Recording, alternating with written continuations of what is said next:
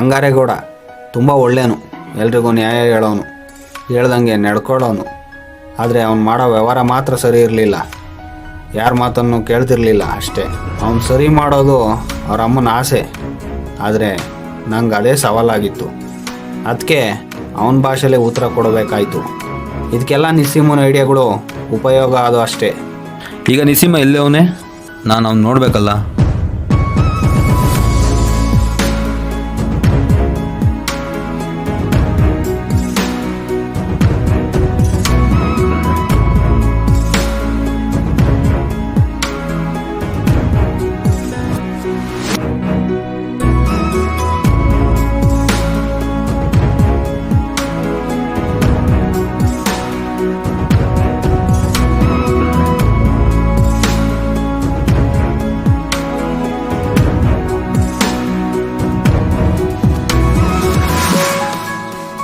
ರಾಮಕೃಷ್ಣಪ್ಪ ನಿಸ್ಸೀಮ ಬುದ್ಧಿ ಕಲಿಸೋದ್ರಲ್ಲಿ